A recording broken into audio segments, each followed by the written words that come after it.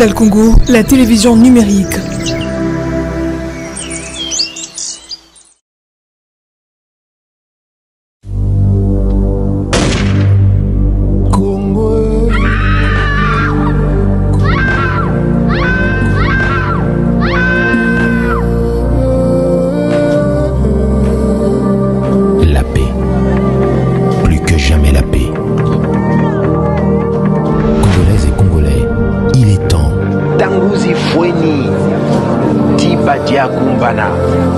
Wakati inakamilika. Tango ekoki pona kimia au kati ya ekolo mobimba. Pour la paix, levons-nous. Pour la sécurité, mobilisons-nous. Des millions de morts, c'est trop.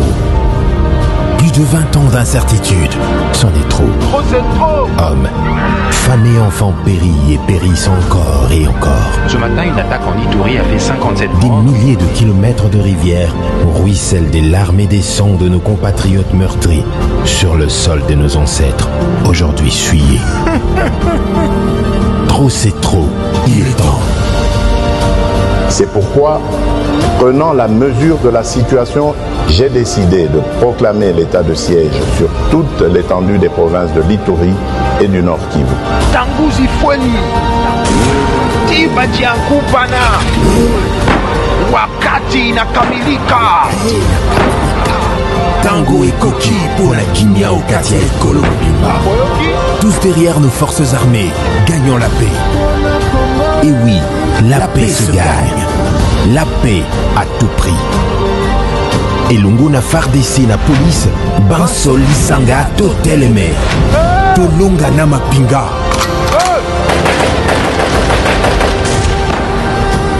Bendele Koyate. Congo, Congo.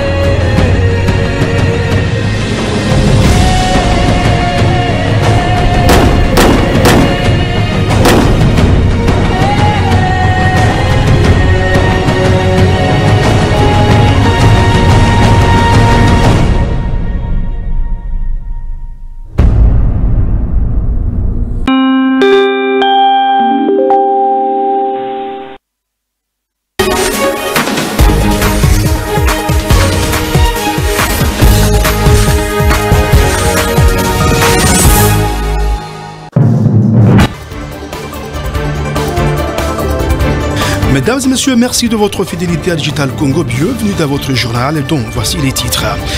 13 heures d'or ont été tués ce dimanche à Lodjo, dans le territoire de Njugou en Ituri, au cours des combats qui ont opposé les miliciens de la Côte d'Éco à un groupe d'autodéfense appelé Zahir. Ces deux milices se disputent et le contrôle des carrés miniers riches en or.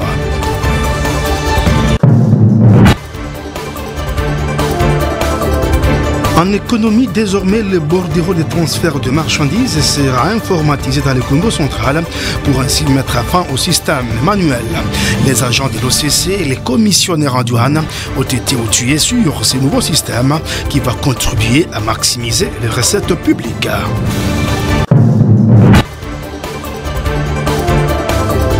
Et en politique, le parti lumumbiste unifié Palou a soufflé sur ses 58 bougies. À l'occasion de ses 58e anniversaire d'existence, ce parti politique a organisé à Kinshasa une matinée politique pour baliser le chemin pour les élections de 2023 au pays.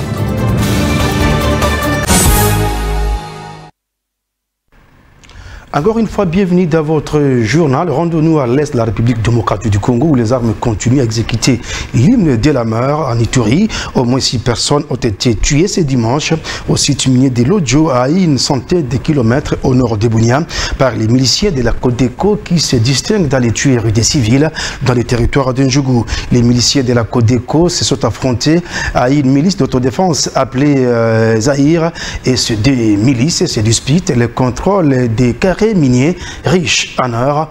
Correspondance avec Joachim Pitois depuis Bunia. Selon le président de la société civile de Lodjo, les miliciens Codeco ont fait éruption vers 4 heures du matin dans ces sites miniers situés à moins de 25 km de Mungwalu au centre, soit à une centaine de kilomètres au nord de Bunia, en territoire d'Ndjougou. Ils ont abattu 6 personnes, en majorité des orpailleurs, dont les corps ont été retrouvés décapités, affirme Kaleta Prince.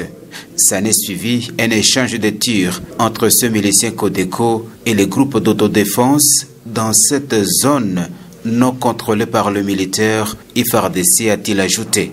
Ce milicien Codeco ont été repoussés et le calme est revenu l'après-midi, chose qui a permis l'inhumation des victimes, rapporte la même source. L'incursion de miliciens Codeco à Lodjo est confirmée par le bourgmestre de la commune rurale de Mungwalu et l'armée qui n'ont pas donné trop de détails quant à ce car ne posséda pas toutes les informations possibles, ont-ils dit. Des affrontements entre les groupes armés se multiplient dans la région de Mungwalu avec l'objectif de prendre contrôle des sites miniers.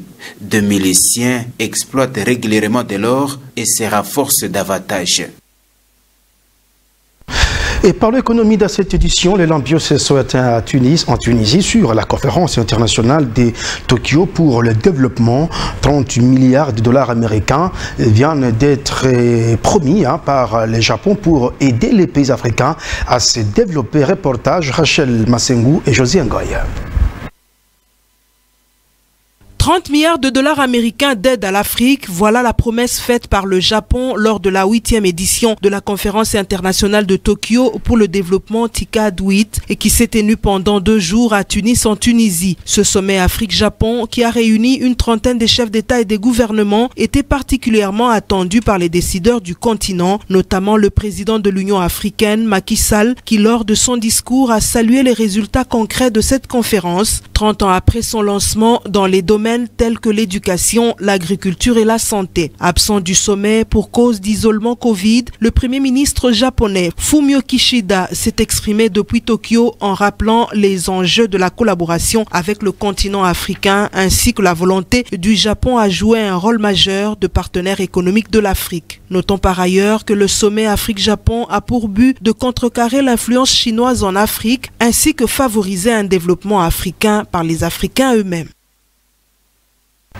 Et vous le savez, la République démocratique du Congo a été représentée à ses assises par son Premier ministre, voulais-je dire, Jean-Michel Sama Lukonde, qui a dû quitter la capitale tunisienne, où il a participé à cette conférence internationale sur le développement. Le chef du gouvernement congolais a échangé avec les étudiants congolais de Tunis.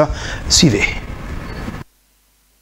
En mission de travail à Tunis, où il a pris part à la conférence internationale de Tokyo pour le développement TICAD, le Premier ministre Jean-Michel Sama Lukonde a visité l'ambassade de la République démocratique du Congo à Tunis, conduit dans une visite guidée dans les bâtiments consulaires par Madame l'ambassadrice Lukusa. Le chef du gouvernement en a également profité pour recevoir le mémo de la communauté des jeunes congolais étudiants en Tunisie. Ces jeunes étudiants ont fait part de leur réalité quotidienne dans un mémo remis au numéro 1 du gouvernement congolais qui les a encouragés et a promu de prendre en compte leurs desiderata. Il faut relever qu'en 33 ans de service en Tunisie, Jean-Michel Sama Lukonde est le seul Premier ministre qui a rendu visite à Madame l'ambassadrice Lukusa qui s'en est énormément réjoui. Donc chaque fois que nous sommes saisis et que nous pouvons apporter une assistance, nous le faisons. Mais il faudrait juste que ça passe par des voies officielles. Comme ça, à ce moment-là, ça met tout le monde à l'aise.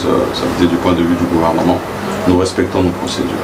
Donc, Ces doléances qui sont données, elles sont arrivées entre les bonnes mains. Le ministre des Affaires étrangères aussi les aura. Pour qu'on voie comment, là où on peut intervenir, on va le faire. Là où c'est difficile, on vous dira ici pour telle raison, parce que c'est des cas privés. On ne sait pas nécessairement intervenir, mais on le fera en toute transparence et au moins vous saurez chaque fois ce qui sera fait.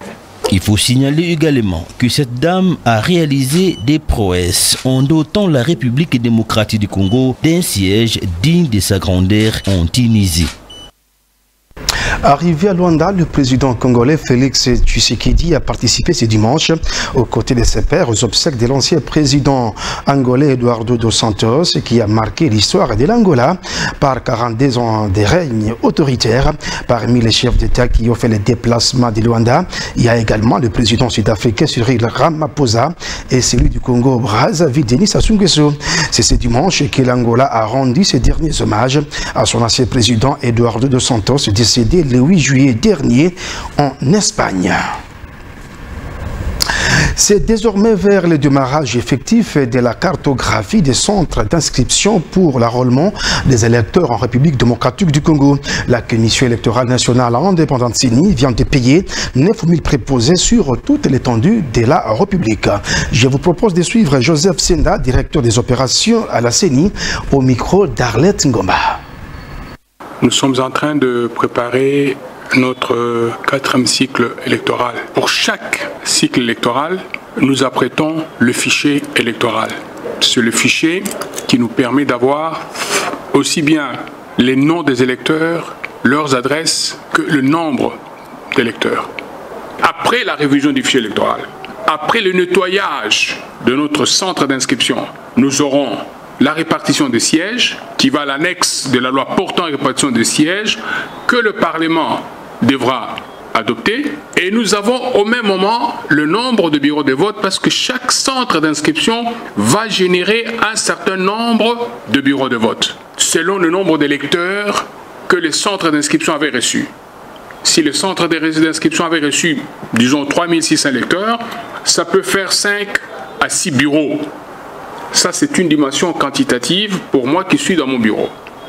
Puisque je connais les centres d'inscription, je déploie mon personnel vers le centre d'inscription pour aller repérer les bureaux de vote, c'est-à-dire déterminer exactement les locaux qui devront être affectés au scrutin, qui vont jouer le rôle de bureau de vote.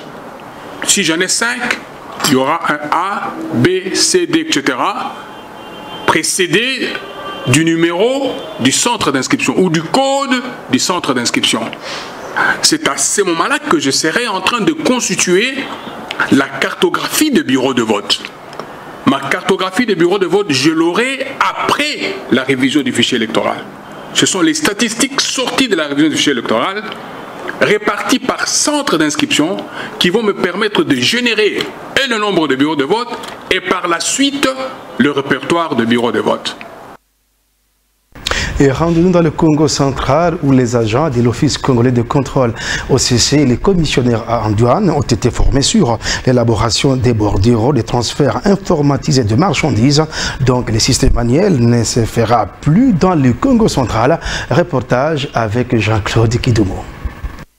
C'est fini pour les faux bordereaux de transfert de marchandises en sous-douane à l'OCC. Grâce à un logiciel mis en place, la direction provinciale de l'OCC a organisé un séminaire de formation pour cet outil de travail qui s'est achevé avec succès. Tout est parti d'un constat fait par la direction générale. Il se dégage souvent des écarts importants entre les conteneurs partis de Matadi vers Kinshasa et les conteneurs réellement réceptionnés à Kinshasa. L'autorité voulait fluidifier le suivi de ces conteneurs-là. C'est pourquoi il a pris la décision d'informatiser. Les commissionnaires en douane qui auront à utiliser ces systèmes ont été satisfaits. Cette séance de formation est très bénéfique pour nous parce que cette méthode va nous permettre de gagner du temps et même de l'argent, parce qu'on dit le temps c'est de l'argent. Nous n'allons plus quitter nos bureaux pour aller sur terrain, retirer les BT, venir dactylographier et donner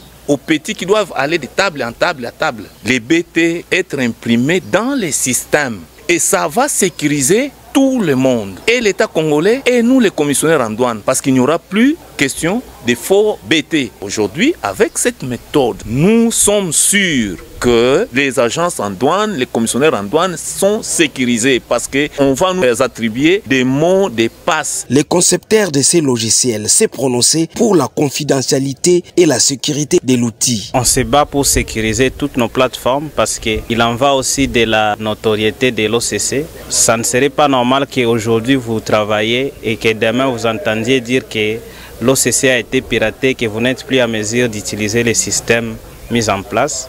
La direction générale prend toutes les dispositions pour que cela soit sécurisé. Tous les agents concernés de l'OCC et les déclarants en douane ont suivi cette formation de mise à niveau pour se conformer à la réalité actuelle, celle de l'informatique.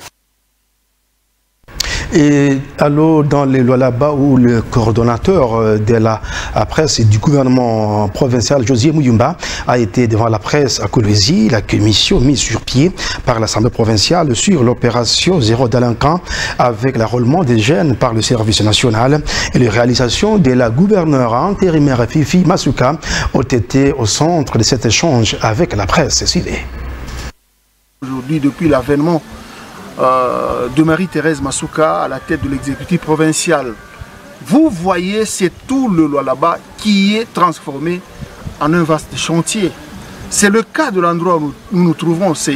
Nous sommes au quartier latin, avenue Kaké s'est prolongée. Vous voyez, tout un quartier menacé de disparition. Vous voyez les habitants qui avaient perdu espoir parce que leur maison allait tomber du jour au lendemain. C'est une situation que la gouverneure du Lualaba a pris à bras le corps. Et une situation qui va permettre de sauver une bonne partie de la ville de Kolwezi, chef-lieu de cette province poumon économique de la RDC, la province du Lualaba. Vous voyez la manière dont le travail se fait. Le gouvernement Masuka n'a pas le temps de suivre ces personnes mal intentionnées, ces personnes qui ne voient pas le bien réalisé dans le lancement de l'opération Zéro délinquant dans la province du Lualaba. Qui n'a pas vu la manière dont ces jeunes gens déstabilisaient des quartiers, ces jeunes gens attaqués, braqués, même des personnalités de cette province. Ce rapport n'est pas encore rendu public, ça a été adopté avant-hier à l'Assemblée provinciale. La primeur est réservée au chef de l'État, Félix-Antoine Tshisekedi Tshilombo, au vice-premier ministre, ministre de l'Intérieur et Sécurité, et aussi à la gouverneure intérimaire du Lualaba. Tout ce qui se raconte, tout ce qui se dit, les chiffres avancés par ces personnes n'engagent que les laboratoires du mal qui les envoient. Et corrigé avec moi le coordonnateur de la cellule des communications et presse du gouvernement provincial du Lualaba a plutôt accordé une interview à la presse locale. Et en politique, le parti lumumbiste unifié Palou vient de totaliser 58 ans d'existence. À cette occasion, une matinée politique a été organisée au siège du parti à Debonhomme pour célébrer cet anniversaire. Reportage Papi Babouy et Rémi Diakoubikwa. Le parti lumumbiste unifié a totalisé 58 ans et pour les cadres et militants de cette formation politique, cet événement se doit d'être fêté. Ce samedi, autour de Godefroy Mayobo, secrétaire général et chef du parti, les militants et militantes du Palou ont célébré avec faste ce 58e anniversaire qui fait du Palou aujourd'hui les plus anciens partis politiques congolais en vie et encore en Dans une matinée conférence organisée pour la circonstance, le secrétaire général et chef du parti a rappelé toute l'histoire du Palou depuis les origines jusqu'à ce jour. Il s'est réjoui de voir que le Palou a résisté à toutes les épreuves.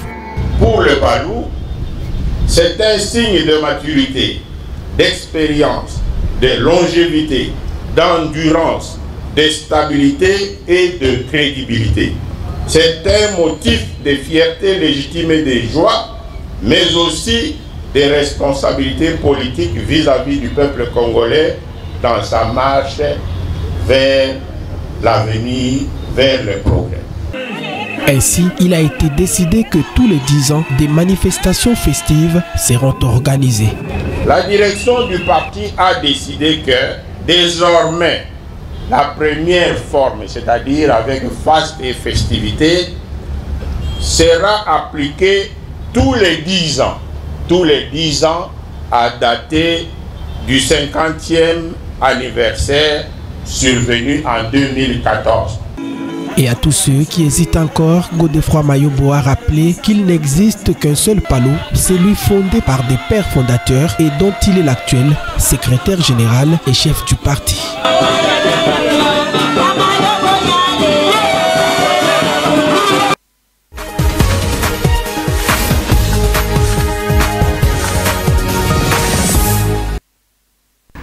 Et en page rétrospective, au cours de la semaine qui vient de s'achever, le président de la République démocratique du Congo, Félix Tshisekedi, a inauguré la nouvelle usine de traitement d'eau de Lemba Imbu. Cette usine produit 35 000 m3 d'eau potable par jour et va alimenter 600 000 personnes réparties dans les quartiers populaires de l'Est de la capitale congolaise.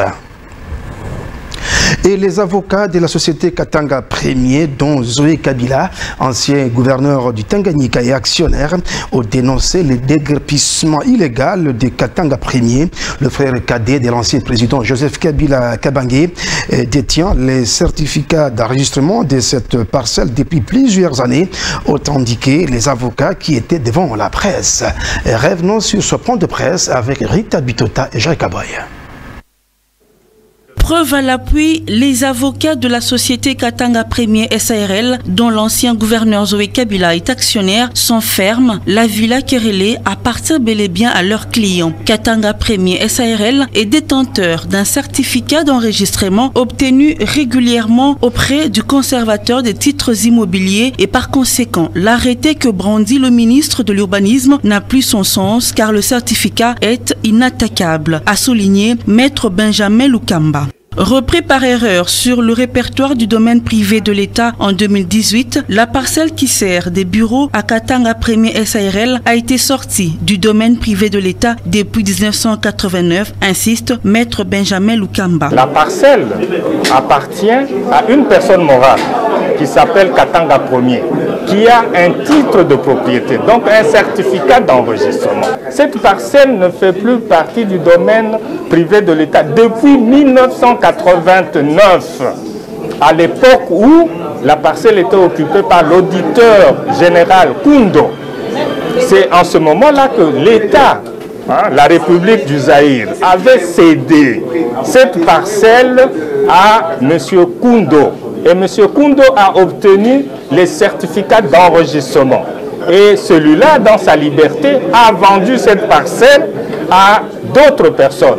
Et Katanga Premier est quatrième acquéreur de cette parcelle. Donc, Katanga Premier n'a pas spolié la parcelle par ce qu'on dit par M. Zoé. Non, Katanga Premier a obtenu cette parcelle par une vente régulière.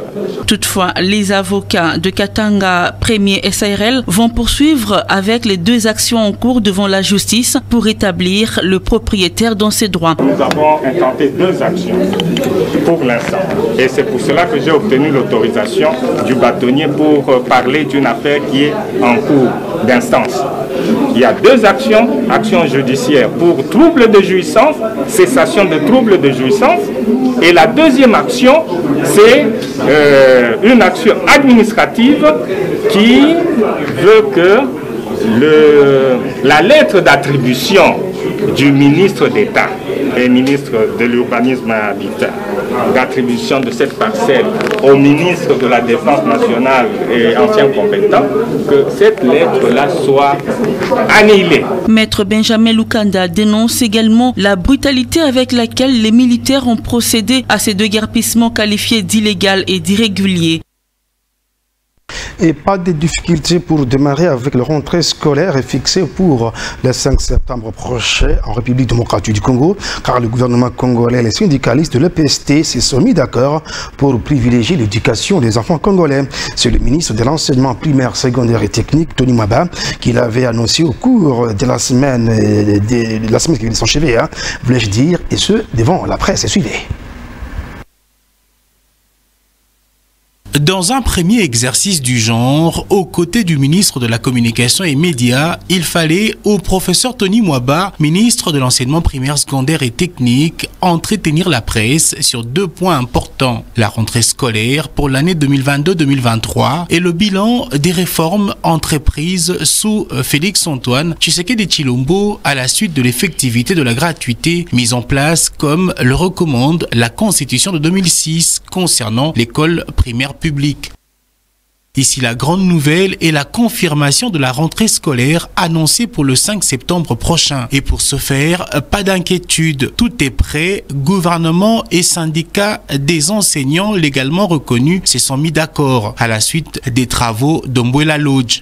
Avec les banques syndicales, nous avons signé les rapports finaux avec toutes les organisations syndicales qui sont régulièrement constituées et qui fonctionnent officiellement et à la lumière du jour à l'EPST. Nous avons décidé de mettre en place une feuille de route pour voir les quelques engagements qui étaient pris et qui n'ont pas été exécutés, pour voir comment nous pouvons aller de l'avant pour que le gouvernement, accompagné du banc syndical, parce que c'est un partenaire, nous puissions exécuter également. Les réformes sont réelles et le gouvernement Sama, sous l'impulsion du chef de l'État, ne débat pas, mais travaille, a expliqué Patrick Mouyaya. Nous n'avons pas la prétention de dire que nous aurons toutes les solutions à l'instant T, mais nous sommes disponibles et nous montrons qu'au-delà de progrès qui sont accomplis, notamment pour ce qui concerne les recettes financières et tout le progrès que nous réalisons, ils sont versés et répartis dans des secteurs. En rapport avec l'augmentation de la prime de la gratuité fixée à hauteur de 30%, cela est effective, a indiqué à son tour le patron de l'EPST, ajoutant que les fonds sont déjà logés dans les banques et certaines ont déjà entamé la paye. Ainsi, ceux qui disent que Tshisekedi ne fait rien ont tort, a lancé Tony Mwaba.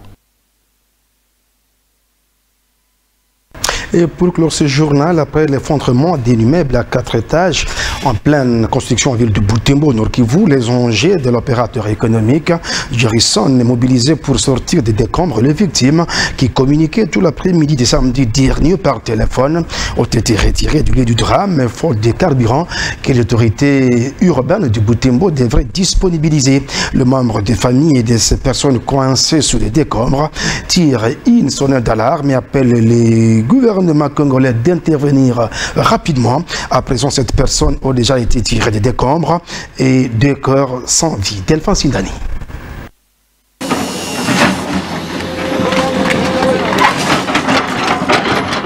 Jusqu'à 14 h du samedi 27 août 2022, 4 corps ont été enlevés des décombres de cette maison qui s'est écroulée. L'on compte aussi 7 blessés qui sont admis à l'hôpital. Un homme de bonne volonté ayant assez matériel a été contacté pour sauver les vies ou enlever les corps des décombres. Il s'agit de l'opérateur économique Gerison qui a débuté les travaux depuis le soir du vendredi, mais selon lui, aucune assistance en carburant reçue de la part des autorités jusqu'à 14 h. À ce moment, nous sommes à 6 personnes. Nous avons récupéré 3 corps. 2 corps hier vers 1 h du matin et 1 corps ce matin. On regarde le travail qui est ici. Il nous faut au moins plus d'une semaine. Je ne sais pas, jusque-là, je n'ai aucun appui. J'ai été saisi par l'autorité urbaine qui est M. le maire, par le commandant de la FRDC. Il faudrait que je vienne sauver les vies humaines ici. Depuis hier, je suis ici. Je n'ai vu aucune autorité venir me dire qu'il pourra intervenir dans quel sens. Le Poclin qui était au travail a été ramené au propriétaire alors que les travaux n'avaient pas encore pris fin. Visiblement, les corps, soit les vivants, sont encore dans ces décombres. Selon certaines informations, quelques personnes qui tentaient d'appeler les leurs encore dans les décombres ont décroché plusieurs fois les appels les avant-midi. Mais vers 13 h, elles n'ont plus été joignables. Et ça n'est fini, mesdames et messieurs. Merci d'avoir été des nôtres. Je vous retrouve prochainement avec le même plaisir de vous informer. Bonne soirée dominicale, accompagnée de votre chaîne.